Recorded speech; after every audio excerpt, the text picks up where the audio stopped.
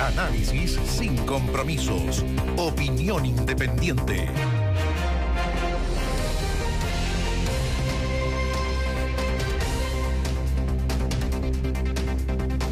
¿De qué hablamos? Mira, podríamos hablar de la jueza de Coyhaique, ya lo mencionamos, ¿no es cierto? Esta jueza que traficaba información. La absolvieron de prevaricación, nos decía Nicolás Espinosa, de investigación por interno.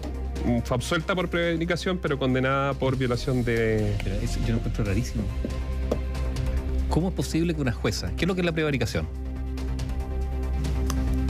¿Cómo es posible una jueza que ingresa a una causa que no le corresponde y entrega datos para que un imputado, un investigado por causa de narcotráfico eluda la investigación? ¿Qué es lo que es eso? Bueno,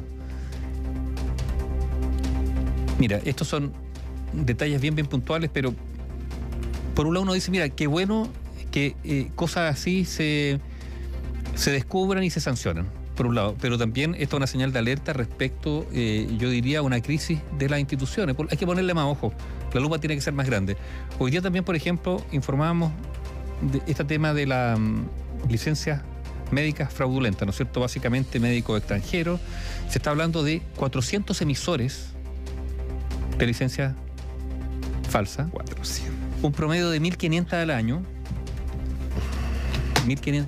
O sea, estamos hablando de casi medio millón de licencias falsas al año. Ideológicamente falsas. Un negocio gigantesco.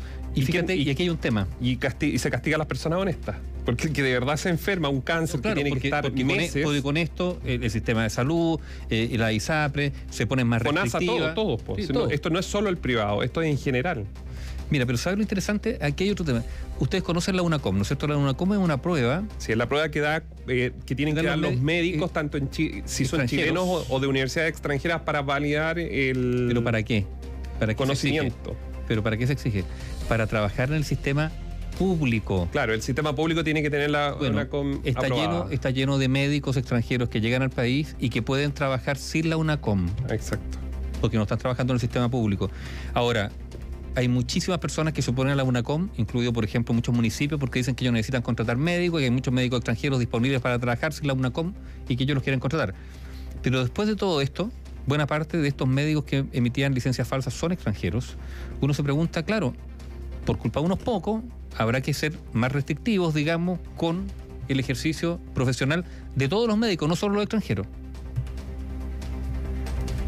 Bueno, yo creo que lo que hace que hay que decirlo, por ejemplo, a los venezolanos les va muy bien en las pruebas. O sea, hay universidades que claramente se han marcado de que su base profesional está garantizada, y eso es lo que finalmente, por lo menos es el espíritu de la prueba. Hay de es todo. Para poder habilitarse y que el sistema sepa que ese médico está habilitado en el trabajo específico que va a hacer. Pero, por ejemplo, de los médicos de la Universidad de La Habana, no la original, sino la que se constituyó como una especie de lugar donde van alumnos becados, ¿no es cierto? Donde va gente de Chile, la mayoría da bote en la UNACOM. Estos son datos estadísticos, ¿eh? No está buscando los datos porque hay unos datos de... Pero ¿sabes lo que pasa? Que aquí, a ver, lo complejo de todo esto, ¿qué es lo que es?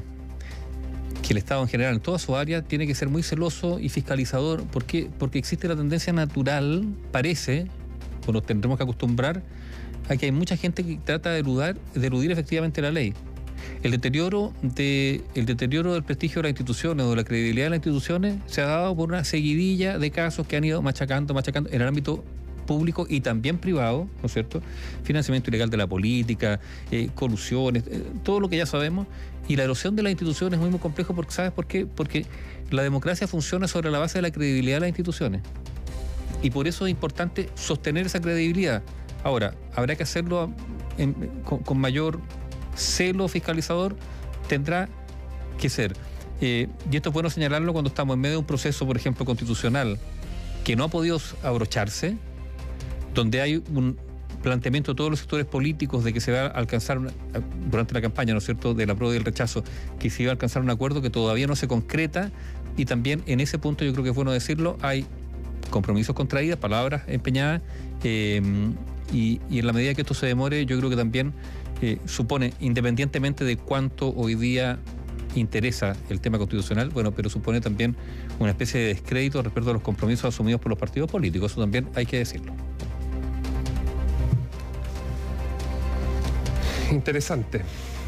Porque yo creo que finalmente va a llegar a un acuerdo, el gobierno va a ceder a los puntos originales. Es lo que dijo hoy día el presidente Boric, ¿no es cierto? Efectivamente. Y aunque él quiere un órgano 100% elegido, él dice que hay que alcanzar un acuerdo y que desde esa perspectiva hay disponibilidad, por su parte, digamos, a ceder respecto al 100% que sea elegido. Y si uno lo ve en esa línea, en esa perspectiva, definitivamente el gobierno, como una especie de realismo sin renuncia del año 2015 a Michelle Bachelet, definitivamente ha tomado, ¿cómo decir?, sus carpetas y ha ido mudándose desde la posición en que partió aquel lejano 11 de marzo a lo que hoy día 7 de diciembre representa el presidente Gabriel Boric. Es efectivamente ya una constante de dar señales de ir más hacia el centro político, que era lo que se le estaba pidiendo justamente como coalición. Y yo creo que esa es la instrucción que se ha dado también a Convergencia, y aun cuando el Partido Comunista le ha costado, y a Convergencia Social le ha costado políticamente, finalmente lo que pasó anoche es que están tratando de llegar a un acuerdo, aunque lo que va a ser el acuerdo no les gustaba, porque no los representaba. Ahora, como contrapartida, nosotros estamos hablando de las instituciones, como las instituciones tienen que generar espacios de fiscalización para que no sean horadadas en su interior por malas prácticas, pero por otro lado hay que tener cuidado que esto no se transforme, digamos, en una burocratización gigantesca del aparato estatal, que inhiba, digamos, su capacidad de reacción y de respuesta ágil para atender a los ciudadanos.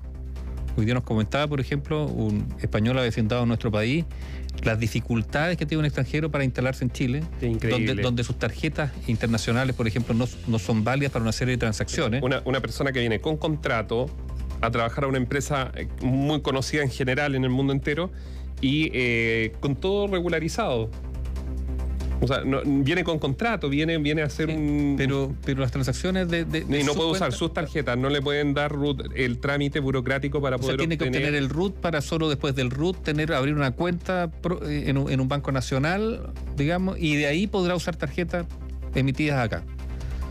O sea, la vuelta es larga. La vuelta es larga, estamos lejos de la globalización en ese aspecto. Sí. Oye, para terminar, las cifras de la EUNACOM de este año, del 2022, la mitad de los médicos extranjeros aprobaron la prueba y sus resultados han ido mejorando sosteniblemente en los últimos años. De hecho, el 49,84% de los médicos foráneos que dieron el examen único nacional de conocimiento de medicina para validarse, obviamente, como profesionales en Chile, el 49, casi el 50% nivel de auditores lo aprobó y era primera vez que lo daban. Poco es.